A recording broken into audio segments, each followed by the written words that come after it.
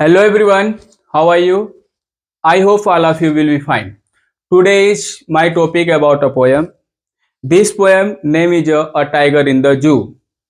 Whose poet name is Leslie Norris. He was born on 21 May 1921 and he was died on 6 April 2006. In this poem, the poet wants to tell about the life of animals and different of creatures life. That animal lives in the cage and other animals live in the forest. So what's the difference between both lives? Every person wants to live in a free. Anyone does not live in a slave. इन हिंदी आज की जो मेरी topic है वो है एक कविता जो कक्षा 10वीं की है, तीसरा चैप्टर है जिसका नाम है a tiger in the zoo, जिसके जो कवि हैं वो लेस्ली नॉरिस हैं।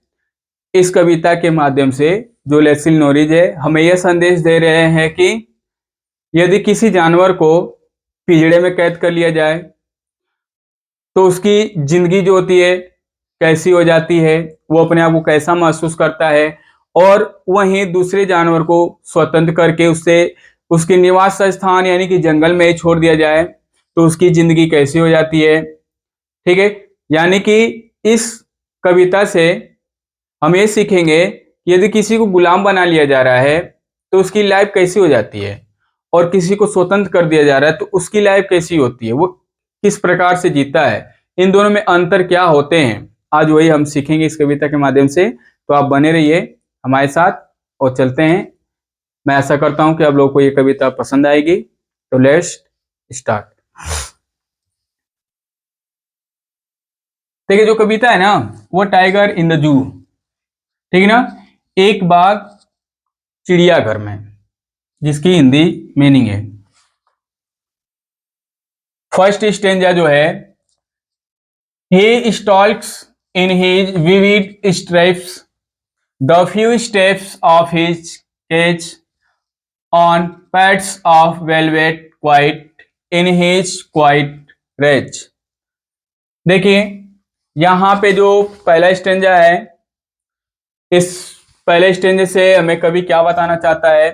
ही का मतलब हो जाएगा यहाँ पे पर्सोनिफिकेशन यानी कि संकेत किया गया है। ठीक है, संकेत में क्या है, ही माने उस जानवर की बात हो रही है, बाघ की बात हो रही है जो क्या है, पिंजड़े में है। कहाँ है, पिंजड़े में। तो देखिए हे स्टॉल्क्स मतलब होता है शान से चलना। वो जो बाघ है वो शान से चलता है। इन हीज विविड मतलब होता है ना धाराएं। देखे होंगे कि जो जानवर होता है उस पे स्ट्रिप्स बनी होती है, धाराएं बनी होती है। ठीक है, और वह धाराएं के साथ, ठीक है, क्या करता है, चलता है। द फ्यू स्टेप कुछ कदम, शान से चलता है कुछ कदम।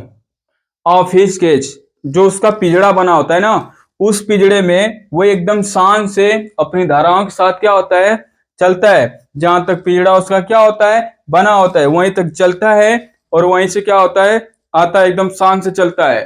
ठीक है, ऑन पैड्स माने तलवे, उसका जो मोटा मोटा तलवा है, पैर देखे ना एकदम ऐसा होता है, उसके जो तलवे होते हैं वो बड़े गद्देदार मुलायम होते हैं। उसके on pads Talwe of velvet जैसे कि मानो क्या है, एकदम मखमल की तरह है। क्वाइट मतलब बिल्कुल किसकी तरह है, मखमल की तरह है। इन हीज वो अपने क्वाइट रेज एकदम शांत गुस्से में है, उस पिंजड़े में है और एकदम शांत से चल भी रहा है और एकदम गुस्से में है। ठीक है, और अपने गुस्से को क्या किया है, छिपाए हुए है, पता नहीं चल रहा है कि वो गुस्से में है, लेकिन एकदम शांत से क्या कर रहा है, चल रहा है। First stanza complete. यानी कि देखिए जो वो बाघ है उसके ऊपर धाराएं बनी है और वो धाराओं के साथ एकदम शान से जो पिंजड़ा है उसमें वो क्या कर रहा है, कुछ कदम चल रहा है। तो उसके जो कदम है यानी कि जो उसके पैर हैं और उसके जो ये पैट्स मतलब जो तलवे हैं वो कैसे हैं, वेलवेट मतलब मखमल के बने हुए हैं, और वो गुस्से में भी है लेकिन शांत नजर आ रहा है और उसी पिजड़े में क्या कर रहा है, चल रहा है। सेकेंड स्टेंजा देखिए, ही शुड वी लर्किंग, ये तो किसकी बात हो गई, उस बाघ की बात हो रही है जिसे कहाँ लाकर रखा गया है, कहाँ, जू माने चिड़ियाघर में लाकर रखा गया है। उसकी जिंदगी देखिए कैसी है, उसकी जिंदगी यही है कि वो एकदम बस पिजड़े ही में रहेगा, पिजड़े से बाहर तो जा नहीं सकता है, पिजड़े में जो करना होगा वो करेगा। ठीक है, अब देखिए, अब यहाँ पे सेकेंड स्टेंजा जो है वो क्या है, अब उस बाघ की बात हो रही है, उस जानवर की जो जंगल में है। ठीक है ना, यानी इसी बाघ को कंपेयर किया जा रहा है कि इस बाघ को कहाँ रहना चाहिए। देखिए, he should be lurking in a shadow sliding through long grass near the water hole where plump deer pass. अब देखिए यहाँ पे इसी बाघ की बात हो रही है कि इस बाघ को ना वहां होना चाहिए। देखिए, ही शुड बी उसे होना चाहिए। ठीक है, लर्किंग मतलब होता है ना घात लगाकर बैठे होना, लर्किंग मतलब घात लगाकर नहीं होता है कि जो जंगल में जानवर होते हैं वो हमेशा क्या करते हैं, घात लगाकर बैठे होते हैं, कोई कुछ आता है तो उस पर क्या करते हैं, झपट पड़ते हैं। तो यहाँ देखिए, he should be lurking in Shadow, उसे किसी ने छाया में जाकर क्या करना चाहिए, घात लगाकर बैठे होना चाहिए। ठीक है, बैठा होना चाहिए। स्लाइडिंग सरकना चाहिए धीरे धीरे, थ्रू लॉन्ग ग्रास उस लंबी घास में से धीरे धीरे क्या करना चाहिए, आना चाहिए, सरकना चाहिए। Near the water hole, water hole का मतलब जहां पे तालाब हो, नहर हो, ठीक है ना, या नदी हो, कोई भी बॉडी वाटर्स हो, वहां पे इसे क्या करना चाहिए, घात लगाकर और लंबी घासों के बीच में से सरकते हुए आना चाहिए और देखना चाहिए। क्या देखना चाहिए, किसके पास, नियर द वाटर होल, किसी भी तालाब हो या नदी के पास, वेयर जहां से, प्लम्प मतलब एकदम मोटा हट्टा कट्टा, डियर पास जहां से कोई हट्टा कट्टा ताजा एकदम हिरन क्या करे, गुजरे, वहां पे उस बाघ को जंगल में घात लगाकर बड़ी घास के अंदर से सरकते हुए आना चाहिए और उस हिरन पे क्या कर देना चाहिए, झपटा मार देना चाहिए। समझ में आया ना, आगे सुनिए। Third stanza, he should be snorkeling around houses at the jungle's edge, bearing his white fangs, his claws, terrorizing the village। चौथा तीसरा जो स्टेंजा है देखिए यहाँ पे, ही शुड बी, अब उसी बाघ की बात हो रही है जो पिजड़े में है, अब उसे देखिए क्या करना चाहिए, ही शुड बी स्नॉर्लिंग, स्नॉर्लिंग मतलब क्या होना चाहिए, दहाड़ना चाहिए, जोर से उसको क्या करना चाहिए, दहाड़ना चाहिए। अराउंड हाउसेस, कहाँ, घरों के चारों तरफ जाकर क्या करना चाहिए, घूम घूम कर अपनी आवाजों को निकालना चाहिए, दहाड़ना चाहिए, जिससे लोग क्या हो जाए, भयभीत हो जाए, डर जाए। एट द जंगल एज, किसके किनारों पर, जंगल के किनारे, बैरिंग दिखाना चाहिए, his white fans, white fans का मतलब होता है ना नुकीला दांत, और उससे जाकर कहा क्या करना चाहिए, अपने नुकीले दांत दिखाने चाहिए। हिज क्लैप्स, अपने पंजे दिखाने चाहिए। टेररिज्म, और डराना चाहिए द विलेज, गांव वालों को, यानी कि उस बाघ को पिजड़े में नहीं रहना चाहिए, पिजड़े में रहेगा तो पिजड़े ही तक क्या करेगा, आएगा जाएगा और अपने गुस्से को क्या करेगा, दबा के रखेगा। ठीक है, लेकिन जब उसे मान लीजिए कि जंगल में होना चाहिए तो उसे कैसा रहना चाहिए, गांव के चारों तरफ जंगल के किनारे जाकर क्या करना चाहिए, दहाड़ना चाहिए, अपने सफेद बड़े बड़े नुकीले दांत दिखाने चाहिए, पंजे दिखाने चाहिए, ताकि गांव वाले क्या हो जाए, डर जाए, ऐसे रहना चाहिए एकदम फॉर फ्री। आप देखिए जो फोर्थ स्टेंजा है, बट लेकिन he is locked in a concrete cell, he stands behind the bars, stalking the length of his cage, ignoring visitors। आप देखिए जो हमारा चौथा स्टेंजा है उसमें कवि क्या बताना चाहता है, कवि यह बताना चाहता है, बट लेकिन हिज लॉक्ड, इसको तो ताला लगा हुआ है, उसे बंद कर दिया गया है, इन अ कॉन्क्रीट सेल, किसे, उसे एकदम मजबूत सीमेंट वाली, ठीक ना, कैद खाने में क्या कर दिया गया है, बंद कर दिया गया है। सेल माने एक तरह से जेल मान लीजिए या कोठरी मान लीजिए। उसे मजबूत सीमेंट की बनी कोठरी में क्या किया गया है, बंद कर दिया गया है। ही स्ट्रेंथ उसकी शक्ति बिहाइंड द बार्स कहाँ है, उस जेल यानी कि बार्स माने सलाखों के पीछे है। जो भी उसकी शक्ति है वो उसके जहां है पिंजड़े में वहीं है। स्टॉकिंग जो चल रहा है, the length of his cage जितना लंबा उसका पिंजड़ा है उसी में वो क्या कर रहा है, चल रहा है बेचारा। इग्नोरिंग विजिटर और अनदेखा कर दे रहा है जो उसे देखने आ रहे हैं। यानी कि यहाँ पे चिड़ियाघर की बात हो रही है।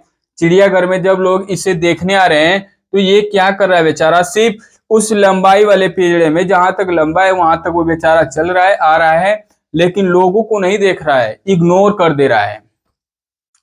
अब देखिए जो लास्ट स्टेंजा है, ही हियर्स, ठीक है, वो सुनता है, द लास्ट वॉइस, ठीक है, अंतिम आवाज को, एट द नाइट, रात में, द पेट्रोलिंग कार्स, पेट्रोलिंग मतलब होता है जो पुलिस की कार, गाड़ियों से पुलिस क्या करती है, गली गली में घूमती है और सायरन बजाती रहती है, यानी कि गश्त लगाती रहती हैं।